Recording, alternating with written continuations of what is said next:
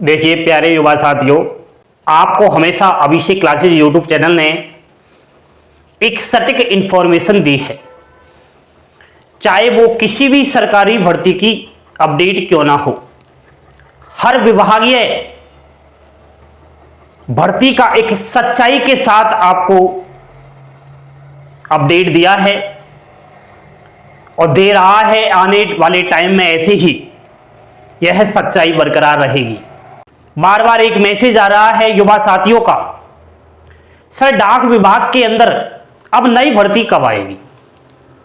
नई भर्ती जब आएगी किस नाम से आनी है? कितने पद होंगे? क्या आयु सीमा रहेंगी? कैसे चयन होगा? शैक्षणिक योग्यता में क्या बदलाव होंगे? क्या कट ऑफ की क्या जानकारी है? कौन से सर्किल में कम परसेंटेज वालों का चयन होगा? आज आपको नई भर्ती की बहुत बड़ी जानकारी दे रहा हूं। कहीं न कहीं से हमें भी यह जानकारी लगी है, तो मैं आपको यह जानकारी दे देता हूं। बोर्ड पर ध्यान देना, तब आपकी समझ में आएगा। चैनल को पहली बार आप देख रहे हो, चैनल को सब्सक्राइब करके बेल आइकन वाला बटन जरूर दबाना। देखिए दोस्तों, जीडीएस की जो वैकेंसी आएगी वह साइकिल 7 के नाम से आएगी। किस नाम से आएगी? साइकिल 7 के नाम से आएगी। ठीक है, कुल पद कितने रहेंगे? कुल पद रहने वाले हैं 25,000 प्लस। कितने रहेंगे कुल पद? 25,000 प्लस रहेंगे। लास्ट 2023 में आपको मालूम होना चाहिए कि शेड्यूल सेकंड के अंदर 30,041 पोस्ट पर भर्ती निकाली। अब ये 30,000 जो 41 पोस्ट है ना, ये सभी 23 सर्किल है। अब सभी 23 सर्किल से क्या ये पूरी पोस्ट भर जाएंगी? नहीं दोस्तों, 23 सर्किल में बहुत सारे डिविजन्स है। कुछ डिविजन्स में रिक्त सीट रह जाती है। बहुत सारे कारण होते हैं, वहां पर स्टूडेंट्स नहीं पहुंच पाता है, फर्जीवाड़ा पकड़ में आ जाता है, स्टूडेंट्स नौकरी को छोड़ दे देता है। तो इन डिविजन्स के अंदर सीटें रिक्त हो जाएंगी और ये जो 30,041 टोटल पोस्ट है, यह पूरी की पूरी नहीं भरी जाती। हम जीडीएस में आरटीआई भी नहीं लगा सकते। हम जीडीएस में ये भी नहीं पूछ सकते जीडीएस के बारे में कि कितने पद भरे गए हैं, कब रिजल्ट आएगा, कब वैकेंसी आएगी, कोई अता पता नहीं है। ऐसे ही चल रहा है जीडीएस का प्रोसेस। ठीक है, फॉर्म कब भरे जाएंगे? फॉर्म की डेट भी तो होना चाहिए। फॉर्म की अगर डेट आप लोगों को मैं बताऊं तो 2024 में चुनाव है। सरकार चाहेगी कि हम रिपीट हो, और रिपीट होने के लिए देश के युवाओं को खुश करना होता है। देश में युवाओं की संख्या बहुत ज्यादा है। अब युवाओं को खुश करने का कौन सा तरीका है? उनके पास रोजगार हो, आर्थिक तंगी से वो दूर हो, रोजगार के लिए वैकेंसियां आए। अब वैकेंसी तो ये लोग दे देते हैं, लेकिन उसका प्रोसेस नहीं करते। बस दे दिया कि रेलवे के अंदर ग्रुप डी की 1 लाख वैकेंसी आ गई। अब ये 2025 में क्लियर होगी या 2030 में क्लियर होगी, भगवान को पता, लेकिन वैकेंसी आएगी जरूर। लेकिन जब जीडीएस की बात करें तो ऐसा नहीं कर सकते ये लोग कि 25 में होगी, क्योंकि जीडीएस में कोई एग्जाम्स नहीं। कैसे बच्चों को पागल बनाएंगे? वहां तो डायरेक्ट मेरिट बेस पर सिलेक्शन होता है। तो 2024 में जनवरी के अंदर फॉर्म की संभावना मुझे लग रही है।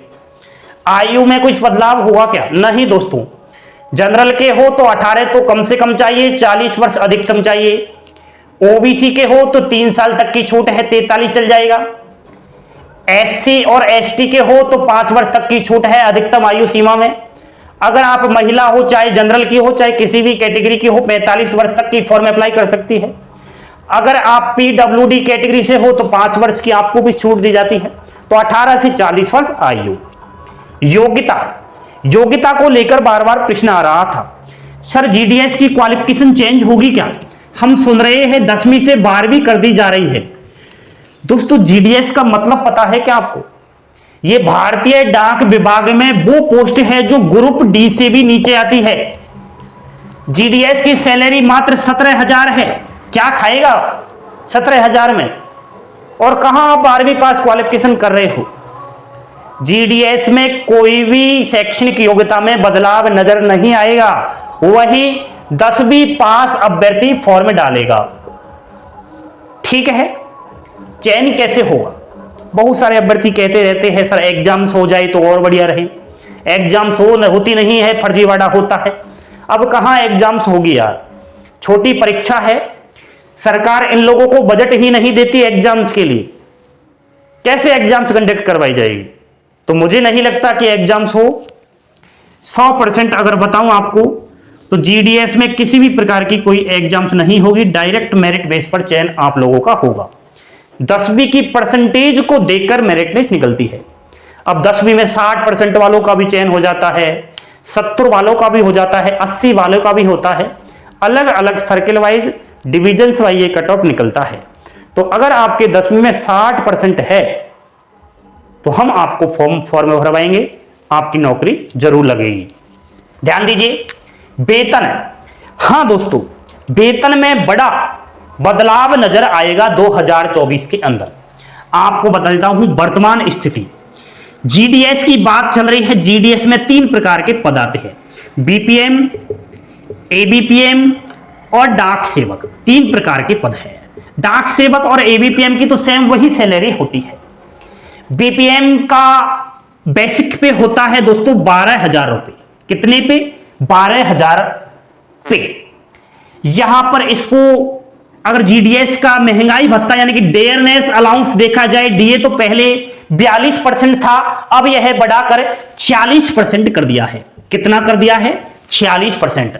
तो आप 12,000 का 40% अगर लगाओगे तो यह 5,000 से ऊपर ही निकलेगा। तो टोटल कुल मिलाकर जीडीएस की जो सैलरी है वह 19,000 के अप्रोक्स तो अभी है। यहां पर एबीपीएम का बेसिक पे है 10,000 रुपए, आप 40% लगाइए तो 40 रुपए ये हो जाते हैं। तो यहां पर देखिए आप 15,000 के अप्रोक्स तो एबीपीएम और डाक सेवक की वर्तमान में सैलरी है। तो यहां जो इंक्रीमेंट है सैलरी में फिर से लगेगा 2024 में, और सैलरी आपकी पहुंचेगी, देख लेना 2024 के अंदर 24,000 के समथिंग। कितनी पहुंचेगी?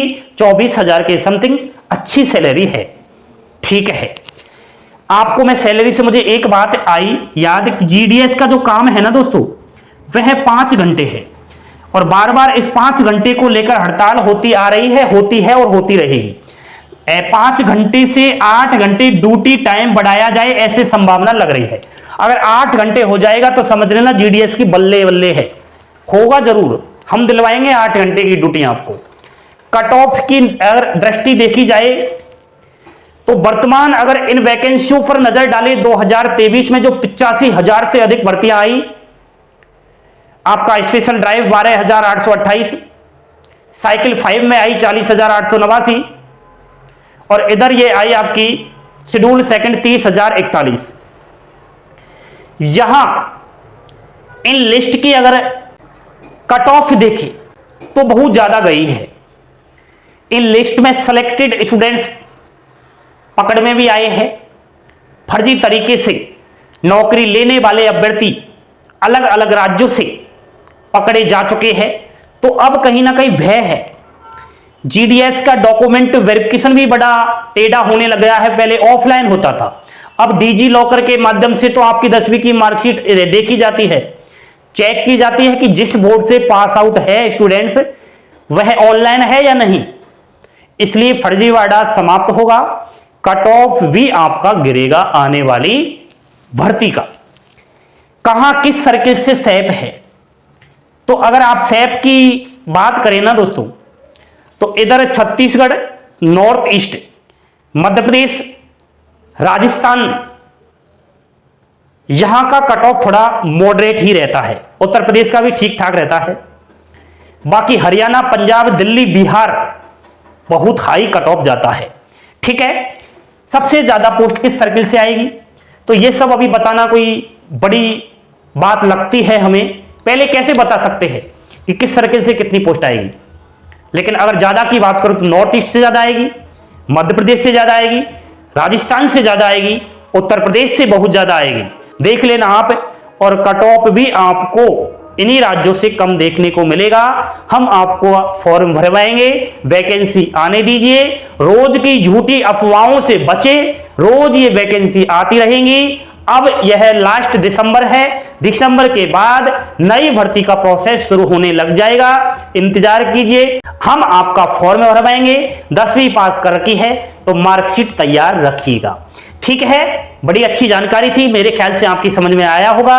नहीं समझ में आया तो कमेंट बॉक्स में आपके प्यारे प्यारे मैसेज छोड़ देना, आपके मैसेज का हम वेट करेंगे। हंसते खेलते मुस्कुराते रहिए, यही जीवन में काम आने वाला है दोस्तों। बिना परीक्षा डायरेक्ट सिलेक्शन लेने वाले हैं हम लोग। थैंक यू, धन्यवाद। जय हिंद, जय भारत।